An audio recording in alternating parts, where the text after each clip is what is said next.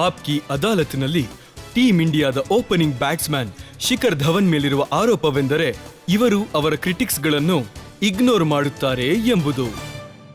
ಶಿಖರ್ ಯಾವಾಗ ಪರ್ಫಾರ್ಮೆನ್ಸ್ ಕೆಟ್ಟದಾಗತ್ತಲ್ಲ ಆಗ ಆಲೋಚನೆಗಳು ಬರುತ್ತೆ ಮೀಡಿಯಾದಲ್ಲಿ. ನೀವು ಯಾರ ಮಾತನ್ನು ಕೇಳೋದೇ ಇಲ್ಲ, ಸ್ವಲ್ಪ ಕೂಡ ಯಾರ ಬಗ್ಗೆ ಇಲ್ಲ. ನಾನು ಯಾರನ್ನು ವಿಚಾರ ಮಾಡಕ್ ಹೋಗೋದಿಲ್ಲ, ಕೇಳಿಸ್ಕೊಳ್ಳೋದಿಲ್ಲ, ಅಥವಾ ಅದನ್ನ ತರ್ಕನೂ ಮಾಡಕ್ ಹೋಗೋದಿಲ್ಲ.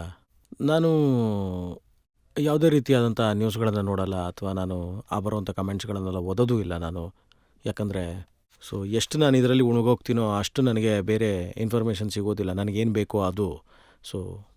ನಾನು ನನ್ನ ಝೋನಲ್ಲೇ ಇರ್ತೀನಿ. ನಾನು ಆದಷ್ಟು ಆ ಝೋನಲ್ಲೇ ನಾನು ಪಾಸಿಟಿವ್ ಆಗೇ ಇರ್ತೀನಿ. ಯಾಕಂದರೆ ಆಮೇಲೆ ನಾನು ಆ ಕೆಲಸಗಳನ್ನು ನಾನು ಬೇಜಾರು ಕೂಡ ಮಾಡ್ಕೊಳಕ್ಕಾಗಲ್ಲ. ಯಾಕಂದರೆ ಅವ್ರ ಕೆಲಸ ಮಾಡ್ತಾಯಿದ್ದಾರೆ.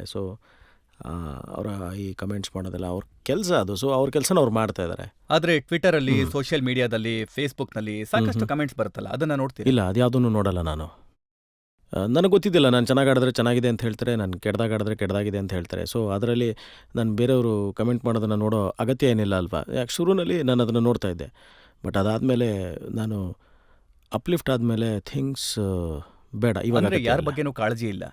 ಇಲ್ಲ, ಹಾಗಂತ ಹೇಳಲ್ಲ. ಅಂದರೆ ನಾನು ಸ್ವಲ್ಪ ಸೋಂಬೇರಿ, ನಾನು ಹಾಗಾಗಿ ಯಾವುದನ್ನು ಕೇರ್ ಮಾಡಲ್ಲ. ಆದ್ರೆ ನಿಮ್ಮ ವೈಫ್ ಅಂತೂ ಬೈತಾರೆ ಅಲ್ವಾ ಮಾಡಿದಾಗ? ಮೊದಲನೇದಾಗಿ ವೈಫ್, ಆಮೇಲೆ ಬಾಕ್ಸರ್. ಹೌದು, ಬಾಕ್ಸರ್. ಅವಳಿಗೆ ಎಕ್ಸ್ಟ್ರಾ ಕೇರ್ ಮಾಡ್ತೀನಿ ನಾನು. ಆಮೇಲೆ ಏನು ಹೇಳ್ತಾರೆ ಅದನ್ನು, ಶುರುನಲ್ಲೂ ಕೂಡ ನಂಗೆ ಚೆನ್ನಾಗಿ ನೆನಪಿದೆ. ಅದು ನನ್ನ ವೈಫು ಮೊದಲನೇ ಸರಿ ನಾನು IPL ಆಡಿದಾಗ, ಅಂದರೆ ಈಗ ಒಂದು 7 ವರ್ಷದ ಹಿಂದ್ಗಡೆ ನಾನು ಆಟ ಆಡ್ಬೇಕಾದ್ರೆ ಅವಳು ಬಂದಿದ್ಲು ಅಲ್ಲಿಗೆ. ನಾನು ಅವಾಗ ಮ್ಯಾಚ್ ಆಡ್ತಾ ಇದ್ದೆ. ನಾನು ಆಟ ಆಡ್ಕೊಂಬಂದು ಔಟ್ ಆಗೋದೆ ಅದನ್ನು. ಆಮೇಲೆ ಒಳಗಡೆ ಬಂದು ನಾನು ಹಗ್ ಮಾಡ್ತೀನಿ ಅಂತಂದರೆ ಅವಳು ಹಗ್ಗೆ ಮಾಡ್ತಿಲ್ಲ, ಕೋಪ ಮಾಡ್ಕೊಂಬಿಟ್ಟಿದ್ದಾಳೆ. ನಾನು ಕೇಳಿದೆ ಏನಾಯಿತು ಅಂತ. ಅವಳು ವಾಟ್ ಶಾಟ್ ಯು ಪ್ಲೇಡ್ ಅಂತೇಳಿ. ನಾನು ಯಾವ ಶಾಟ್ ನಾನು ಆಡಿದೆ. ಆಮೇಲೆ ಹೇಳಿದೆ, ನಾನು ಇಷ್ಟೊಂದು ಕೋಪ ನಮ್ಮ ಕೋಚು ಮಾಡ್ಕೊಳ್ಳಲ್ಲ, ನೀನು ಯಾಕೆ ಮಾಡ್ಕೋತಿದ್ಯಾ ಅಂತ. ನಮಗೆ ಎಂಥದ್ದು ಪ್ರೆಷರ್ ಸಿಚುವೇಷನ್ಸ್ ಇರುತ್ತಪ್ಪ, ಗ್ರೌಂಡಲ್ಲೂ ಪ್ರೆಷರ್ ಇದೆ, ಇಲ್ಲಿ ಬಂದರೂ ಪ್ರೆಷರ್ ಇದೆ ಅನ್ಸ್ಬಿಡ್ತಲ್ಲ. ಒಬ್ಬರು ಆದರೂ ರಿಲ್ಯಾಕ್ಸ್ ಆಗಿರಬೇಕು. ಅದಾದಮೇಲೆ ಆಕೆಗೆ ಅರ್ಥ ಆಯ್ತು ಏನು ಅಂತ. ಸಪೋರ್ಟ್ ಮಾಡಬೇಕು ಅಂತ. ಬಾಕ್ಸರ್ ವೈಫ್ನ ನೀವು ಎಲ್ಲಿಂದ ಹುಡುಕಿದ್ರಿ? ಬಾಕ್ಸರ್ ವೈಫ್ನ ಬಹಳ ಕಷ್ಟಪಟ್ಟು ನಾನೇ ಹುಡುಕಿದೆ ಸರ್. ಫೇಸ್ಬುಕ್ಕಲ್ಲಿ ಮಾತಾಡ್ಸಿದ್ದು ನಾನು ಅವಳನ್ನ. ಆಮೇಲೆ ನಾನು ಇಂಟರ್ನೆಟ್ಗೆ ಇಷ್ಟೊಂದು ಅಡಿಕ್ಟ್ ಆಗ್ತೀನಿ ನಾನು ಅಂದ್ಕೊಂಡೇ ಇರಲಿಲ್ಲ ನಿಜವಾಗ್ಲೂ. ಆಮೇಲೆ ಮನಸ್ಸಿಗೆ ಅನ್ನಿಸ್ತು ಮದುವೆ ಮಾಡ್ಕೋಬೇಕು ಅಂತ ಹೇಳಿ. ಅದಾದಮೇಲೆ ಮದುವೆ ಕೂಡ ಮಾಡ್ಕೊಂಡ್ವಿ ಅಷ್ಟೇ. ಹಾಗಿದ್ರೆ ರೊಮ್ಯಾನ್ಸಲ್ಲಿ ಕಷ್ಟ ಆಗಿರ್ಬೇಕಲ್ಲ, ನಿಮಗೆ ಇಂಗ್ಲೀಷ್ ಬರೋದಿಲ್ಲ, ಅವ್ರಿಗೆ ಹಿಂದಿ ಅಂತೂ ಬರೋದೇ ಇಲ್ಲ. ಹೌದು, ಅವರು ಪಂಜಾಬಲ್ಲಿ ಮಾತಾಡ್ತಾರೆ, ನಮ್ಮ ಇಂಗ್ಲೀಷು ನಿಮಗೆ ಗೊತ್ತಲ್ಲ ಸರ್.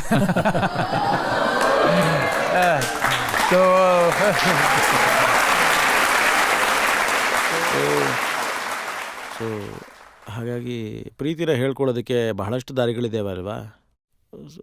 ಏನೋ ಒಂದು ದಾರಿ ಹುಡುಕಿ ಏನೋ ಒಂದು ಮಾಡೋದು. ಮತ್ತೆ ಅವರಿಗೂ ಕೂಡ ಸಾಕಷ್ಟು ಶಾಯರಿಗಳನ್ನ ಹೇಳ್ತೀರಾ? ಅವ್ರಿಗೋಸ್ಕರ ನಾನು ಬಹಳ ಶಾಯರಿಗಳು ದೊಡ್ಡದಾಗಿ ಖಾತೆನೇ ಬರೆದ್ಬಿಟ್ಟಿದೆ. ಅಂದರೆ ಲೆಟರ್ ಜಮಾನೆಲ್ಲ ಆಗೋಗಿದೆ. ಆದ್ರೂ ದೊಡ್ಡದಾಗಿ ಒಂದು ಮೇಲ್ ಬರೆದಿದ್ದೆ, ರೊಮ್ಯಾಂಟಿಕ್ಕಾಗಿ ಒಂದು ಮೇಲ್ ಬರೆದಿದ್ದೆ. ಆಮೇಲೆ ನಾನು ಜಾಸ್ತಿ ಹೇಳಿದ್ರೆ ಕಷ್ಟ ಆಗ್ಬೋದೇನೋ. ಬಹಳಷ್ಟು ಲೆಟರ್ಗಳನ್ನು ಬರೆದು ಕಳಿಸಿದ್ದೆ ಮೇಲ್ ಥ್ರೂ. ಅದು ಟೆಕ್ನಿಕಲಿ. ಅಂದರೆ ಈಗಲೂ ರೊಮ್ಯಾನ್ಸ್ ಜಾರಿಲಿದೆಯಾ? ಈಗಲೂ ಬರೀತೀರಾ? ಇಲ್ಲ, ನಾನು ಅವಾಗವಾಗ ಕೇಳ್ತೀನಿ. ಅಂದರೆ ಶಾಯರಿಗಳನ್ನ ಕೇಳಿದಾಗ ಖುಷಿ ಆಗುತ್ತಲ್ಲ, ಅವಾಗ ಅವಳಿಗೆ ಅದನ್ನು ಪಾಸ್ ಆನ್ ಮಾಡ್ತೀನಿ. ಇಲ್ಲ ರೊಮ್ಯಾಂಟಿಕ್ ಆಗಿರೋ ಮೆಸೇಜ್ ಕಳಿಸಿದ್ರೆ ಅವಳಿಗೆ ಕಳಿಸ್ಬಿಡ್ತೀನಿ, ಫಾರ್ ಯು ಹನಿ ಅಂತ ಕಳಿಸ್ಬಿಡ್ತೀನಿ.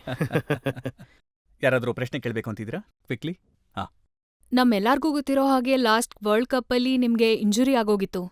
ನಿಮ್ಗೆ ಆ ಸಿಚುವೇಶನ್ನ ಓವರ್ಕಮ್ ಮಾಡೋದು ಮತ್ತೆ ಟೂರ್ನ ಸಡನ್ ಆಗಿ ಬಿಟ್ಬಿಡೋದು ಹೇಗಿತ್ತು ಅಂತ? ಇಲ್ಲ, ನನಗೆ ಹಾಗಾದಾಗ ನಿಜವಾಗ್ಲೂ ದುಃಖ ಆಯಿತು. But I know I am emotionally very very strong ಅಂತ.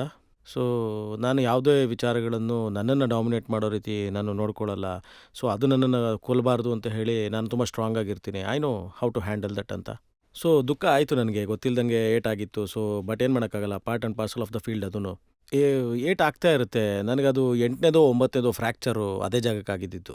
ನನಗೆ ಅದು ಆದಮೇಲೆ ನನಗನ್ನಿಸ್ತು ಇಲ್ಲ, ನಾನು ವಾಪಸ್ ಹೋಗಬೇಕು ಅಂತ. ನಾನು ಹಾಗೆ ವಾಪಸ್ ಕೂಡ ಬಂದೆ.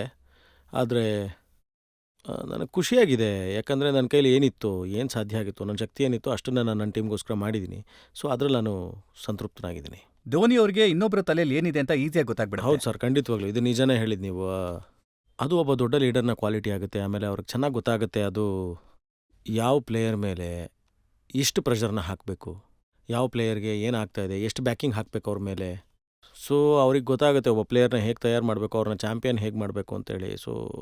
ಅದು ಅವ್ರಿಗೆ ಚೆನ್ನಾಗಿ ಕರಗತ ಆಗಿದೆ. ನೀವು ನೋಡಿರ್ತೀರ. ನಾವಾಗಿರ್ಬೋದು, ಬೇರೆಯವರೆಲ್ಲ ಬಂದವರಾಗಿರ್ಬೋದು, ಟೀಮಲ್ಲಿ ಎಷ್ಟು ಚೆನ್ನಾಗಿ ಆಡಿದ್ರು ಮತ್ತು ಟೀಮ್ನ ಎಷ್ಟು ಚೆನ್ನಾಗಿ ಅಪ್ಲಿಫ್ಟ್ ಮಾಡಿದ್ರು ಅಂತ ಹೇಳಿ. ಇಷ್ಟು ದೊಡ್ಡ ಫಿನಿಷರ್ ಅವರು. ಆದರೆ ನಾವು ನೋಡ್ತಾ ಇರ್ತೀವಿ, ಅವರು ಟೆನ್ಷನ್ನ ಕೊನೆವರೆಗೂ ಇಟ್ಟಿರ್ತಾರಲ್ಲ, ಯಾಕೆ? ಮನಸ್ಸು ಮಾಡಿದ್ರೆ ಒಂದೆರಡು ಓವರ್ಗಳ ಮುಂಚೆನೆ ಮುಗಿಸ್ಬೋದು, ಕೊನೆವರೆಗೂ ಇಡ್ತಾರಲ್ಲ ಐ ಯಾಕೆ? ಗೆಸ್ ಏನಂತ ಹೇಳಿದ್ರೆ ಅದೊಂದು ಸಸ್ಪೆನ್ಸ್ ಕೊನೆವರೆಗೂ ಇದ್ರೆ ಅದೊಂದು ಬೇರೆ ಮಜಾನೇ ಸಿಗುತ್ತೆ. ಸೊ ಅವರಿಗೆ ತಮಾಷೆ ಮಾಡಿದೆ ಅಷ್ಟೇ ನಾನು. ಅವರಿಗೆ ಅವ್ರ ಮೇಲೆ ತುಂಬ ಭರವಸೆ ಇರುತ್ತೆ. ಮತ್ತು ಸೊ ಅವರಿಗೊಂದು ಕಂಟ್ರೋಲ್ ಇದೆ. ಏನಂತ ಹೇಳಿದ್ರೆ ಅವರ ಒಂದು ಕಂಪ್ಲೀಟ್ ಇಮ್ನೋಸ್ನ ಅವ್ರ ಕಂಟ್ರೋಲ್ ಇಟ್ಕೋತಾರೆ. ಮತ್ತು ಅವ್ರ ಬ್ಯಾಕಪ್ ಚೆನ್ನಾಗಿ ಇಟ್ಕೊಂಡಿರ್ತಾರೆ. ಮತ್ತು ಅವ್ರಿಗೆ ಬಿಗ್ ಥಿಂಗ್ ಅದು ಅದ್ರಲ್ಲಿ ಅವ್ರ ಅನುಮಾನನೇ ಇಲ್ಲ. ಧೋನಿ ಅಂತ ದೊಡ್ಡ ಪ್ಲೇಯರ್, ಬಹಳ ದೊಡ್ಡ ಆಟಗಾರ, ತುಂಬಾ ದೊಡ್ಡ ಪ್ಲೇಯರ್, ಅವ್ರ ಜೊತೆ ಆಡುವಂತ ಅವಕಾಶ ಸಿಕ್ಕಿದ್ದು ನಿಮ್ಮ ಖಂಡಿತವಾಗ್ಲೂ, ಸೌಭಾಗ್ಯನೇ ಸರಿ. ಖಂಡಿತವಾಗ್ಲೂ. ಮತ್ತೆ ಯಾರಾದ್ರೂ ಪ್ರಶ್ನೆ ಕೇಳೋದಕ್ಕೆ ಇಷ್ಟಪಡ್ತೀರಾ? ನಾನೆಲ್ಲೋ ಕೇಳಿದೀನಿ ನೀವ್ ವೆಜಿಟೇರಿಯನ್ ಆಗಿದ್ದೀರಾ ಅಂತ. ಯಾರಿಂದ ನೀವ್ ವೆಜಿಟೇರಿಯನ್ ಆಗಿದ್ದೀರಾ ಸರ್? Thank you.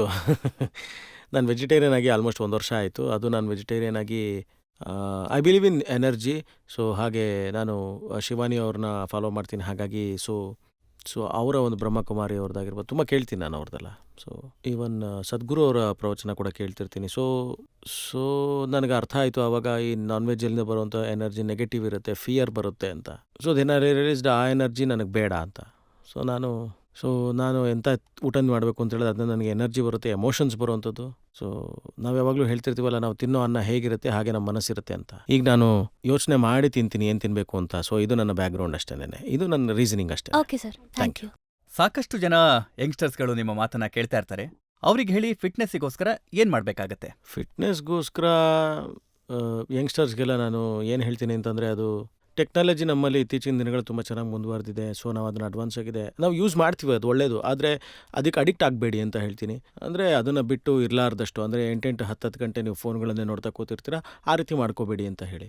ಆಮೇಲೆ ಯಾವುದಾದ್ರೂ ಒಬ್ಬೊಬ್ರಿಗೆ ಒಂದೊಂದು ಇಷ್ಟ ಆಗ್ತಾ ಇರುತ್ತೆ. ಕೆಲವ್ರಿಗೆ ಬ್ಯಾಡ್ಮಿಂಟನ್ ಆಡೋದಾಗಿರ್ಬೋದು, ಓಡೋದಾಗಿರ್ಬೋದು, ನಡೆಯೋದಾಗಿರ್ಬೋದು, ಅಥವಾ ಯೋಗ ಮಾಡೋದಾಗಿರ್ಬೋದು, ಅಥವಾ ಕ್ರಿಕೆಟ್ ಆಡೋದಾಗಿರ್ಬೋದು, ಏನಾದರೂ ಆಗಿರಲಿ, ದಿನದಲ್ಲಿ ಒಂದು ಅರ್ಧ ಗಂಟೆ 1 ಅವರ್ ಅದಕ್ಕೆ ಮೀಸಲಿಡಿ.